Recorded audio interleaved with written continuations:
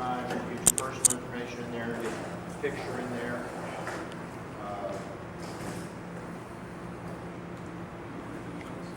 We got a training next Tuesday. Kevin Flay will be back next Tuesday. And we have the annual meeting December 3rd, Saturday, or Sunday, wherever the Sunday afternoon is. In theory, it's here also.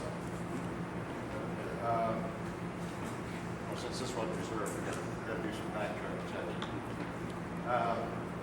But what we're going to go over today is basically two-man mechanics.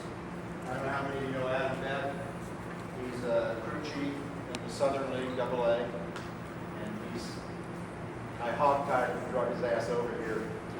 I was going to say, how'd you get his name? It's not good old Adam Beck. He raised his hand and volunteered to jump up and down. Adam Beck, We had the Myrtle Beach opportunity. projection.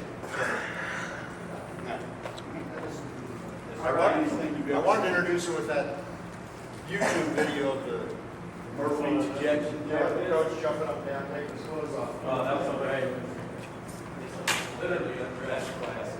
So, I'm tasked with going over the two-man system tonight.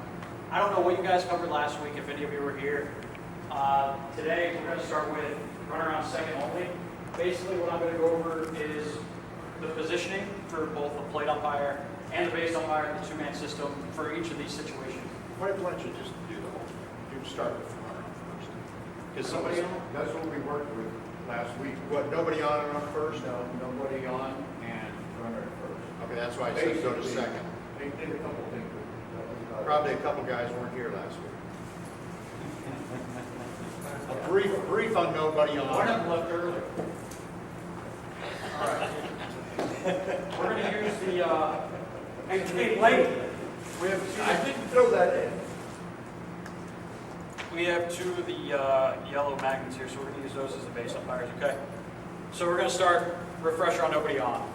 Positioning for no runners on base, first base umpire, obviously is on the line in foul territory, okay? Don't straddle the line. I don't know what you guys do anymore, but when I was coming up through the ranks of OBA, we were in foul territory. Nobody straddles the line, okay?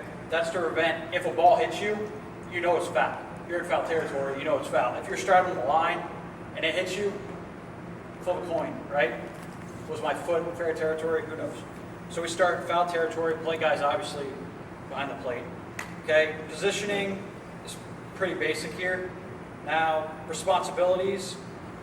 First base umpire has any fly ball from the center fielder straight in, straight back, all the way to the right field line, right? But in two-man system, we are only going out on trouble baseballs, correct? Same thing. So, if a ball's hitting your area, you read it as it's can of corn, it's not trouble, base hit, whatever you want to do. You come in, you take the batter runner, peek, AAA pivot, you can pivot, whatever. Home plate umpire is going in the direction of the baseball. So if the ball's to right center, home plate guy's coming out in front of the plate, he's here. First base umpire is taking the batter runner all the way around the third. Right? Pretty simple stuff. Now, if you do decide to go out, obviously the plate umpire is going to move out from behind home plate this direction. He's got responsibility for every base, right? Unless your base guy can make it back to the plate for play the play. It all depends on kind of who you're working with, where the ball's hit, how fast the ball Nobody in is. this room's going to make it. I'm just saying, you never know. You got some young speedsters out there.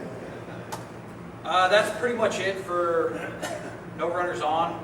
I mean, your angle distance is the same. You're used to taking plays at first base from the line. You come off, get your 90-degree angle, take your play first, all that kind of stuff. Is there anything anybody wants me to cover here? Adam, I got a question. Go ahead. You're standing in A. How long does it take you to finally learn when you have a line drive at you, to step in fair territory rather than going to it? It takes a while. Every once in a while, you'll get one that hooks so much that you start to go this way because you see it's over here, but it hooks so much it still comes at you. You kind of just self-preservation. Hopefully get out of the way. But yeah, we want you, if the ball's coming at you, the thing is they teach us if the ball is going to be fair, they want to cross you on that side. So if the ball's coming right at you and you go this way, and it went over the bag, right? That's foul territory, fair territory. You step this way, goes over the bag, and you have to turn and point this way or point this way. It just looks funky, especially with the ball passing you on the foul side. So we just try to stay opposite. So if it's going to be fair, we come foul. It's going to be foul, we go fair. Answer your question, Carl? Yes, thank you. All right. Any other questions about nobody on? All right, runner on first base only. Two-man system. We position ourselves. I know everybody kind of does it different, but the way we teach at umpire school is you're halfway between the back edge of the mound and the cutout at second base. It won't be the same with every field. Sometimes the cutout's closer to the bag than others. Sometimes the mound is bigger than the 18-foot circle it's supposed to be, right? But you just play by ear. Whatever happens, you kind of hang out in there. That puts you in the best position to cover all your responsibilities on any ball that's hit or any play that you have in the two-man system. So for these positions, our first base umpire has any fly ball from the left fielder straight in and straight back all the way over to the right fielder straight in, straight back. Anything that takes the left fielder or the right fielder towards the line, we're going to give it up to our plate guy. Okay? So he might have to come down here, right, with a guy on first, take the fly ball that's down the right field line, right? It means the rotation's off. If it's down the left field line, this way, he could still rotate up to third because he's already halfway there. So if the ball gets down, he could just continue up here. If there's a play, take it in here and then cut out third base.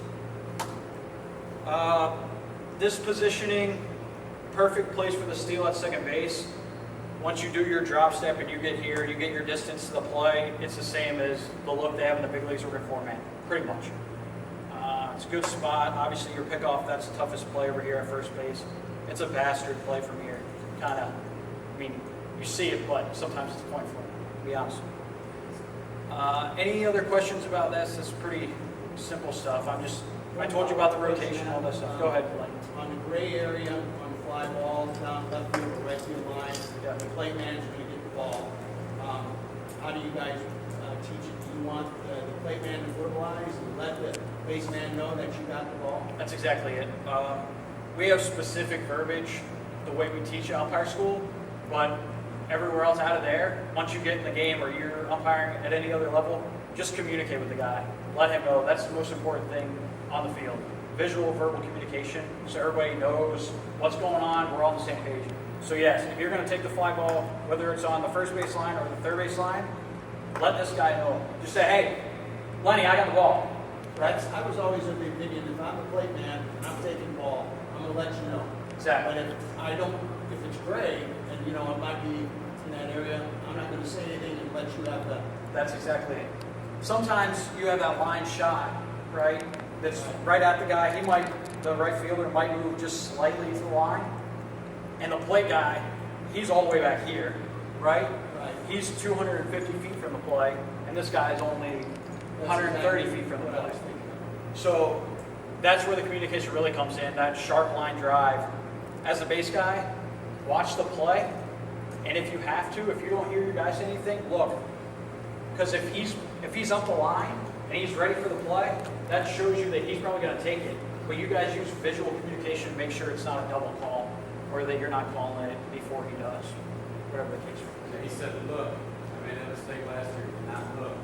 Ramsey about, Kevin and I have two. Same exact. Happens quite often, I actually. forgot to tell the coaches that he was shit wrong. Yeah, oh yeah. He said what? Kevin Wayne's guy got to tell the coaches when he came out, he was just wrong and stupid. Oh, I was loud enough to get here. Just shove it right over. I kind of ran away. So that's pretty much a synopsis of first base only. What else did you guys cover last week for those that were here? Did you cover first and second? Is that this week? Is that on the thing this week? Go first, second. You want to go first and second? Yep, go first, second. All right, we'll go over first and second